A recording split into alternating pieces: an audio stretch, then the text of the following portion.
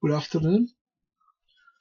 In this tutorial, I'm going to give you a brief description about the the chart variable. So first of all, let me put some data into the data entry panel. So by using the shell panel, you can add some data. In this case, I'm going to use grid put column 0 or DA and a range of data from 2 to 200 and one by one at a step. To input the column B, I'm going to use into the preparation menu there is the transformation data. So the transformation panel contains a navigation panel where you can select a function that you want to use. In this case, the mean calculates the arithmetic mean of the values, and a description of how you can use the function. If I press by double clicking into the script panel, appears the stat mean. If you see in the right hand side, there is the available column. So I want to calculate the mean of the column A. So I press by double clicking the column A and it stats mean A. My destination variable, the table variable, it is the column called column B. So I want to calculate the mean of A minus A plus 1.5. Also, if I want to filter on a statistical function, I don't remember all the name, we can use some words, and in this control you can input some words related to a function or the function that you want to find. If the function exists, then it appears here, and if you selected any one, in the top of the transformation panel you can see a brief description. So when you complete the calculations you have to do, or when you're done, then press the eval. The eval button automatically calculates into the column B, or reporting to the column B, the calculation of this result.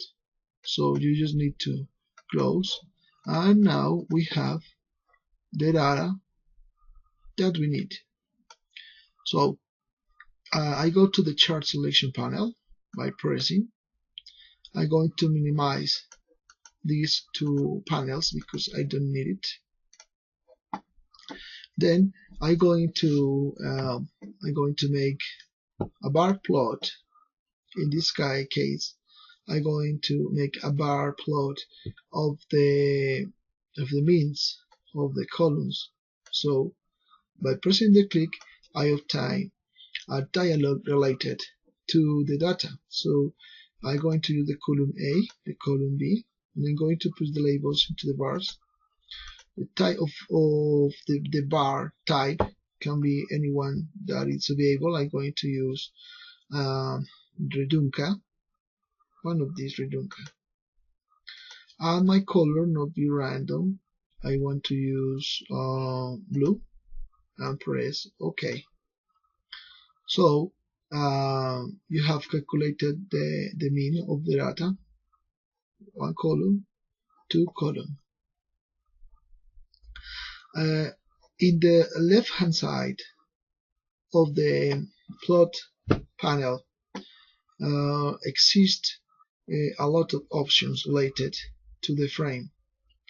In the moment you want to only see the plot, you can press the square button in the right hand side, the right hand corner, and then the function obtain a bigger space. By pressing again, you can see the options related to the figure.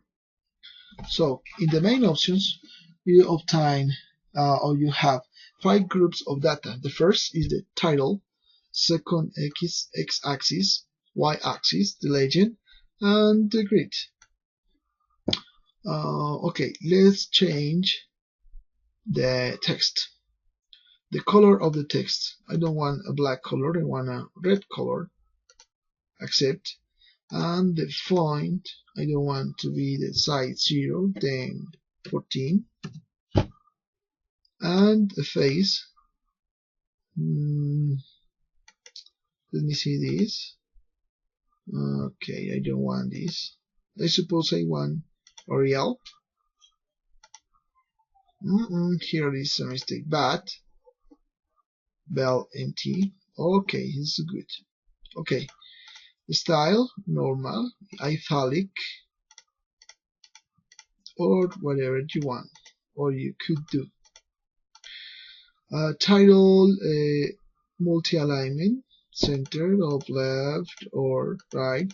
Most of these functions are not implemented yet because this is an alpha release. Let's move this. Close title. Okay, the axis scale can be changed easily and return to its original value. This is the angle of the X label. You can change it without trouble. Also the color, the type of font, and the name, like name x-axis. Press the enter button and change the size. The size is too small. I'm going to use 14 also. This is used to set the maximum value of x. I can change by 3 and the minimum by 0. It looks better. About the y-axis, you can change the scale and return to its original value. Also the angle, positive or negative values, or just 0 value. I can change the color, orange, and the size, 14.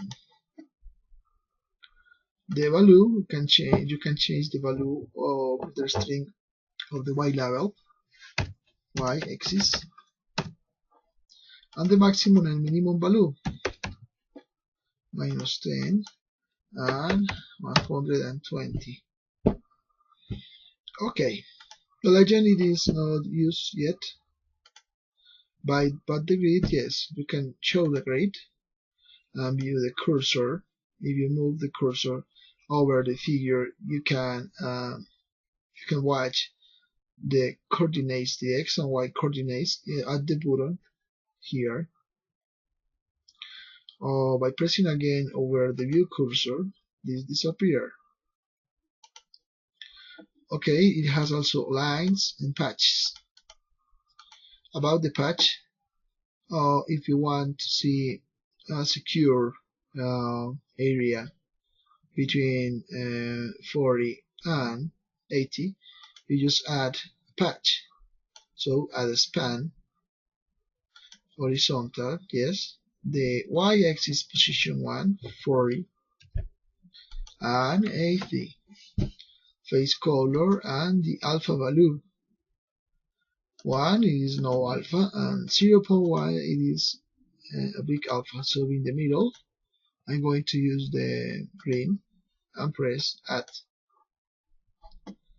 Okay, now I'm going to add a not secure span, but okay, by in this direction to the north, so to north direction. I'm going to add this between 0 and 0.5. So 0, 0.5, and red. The alpha 0.4, and this add. Okay,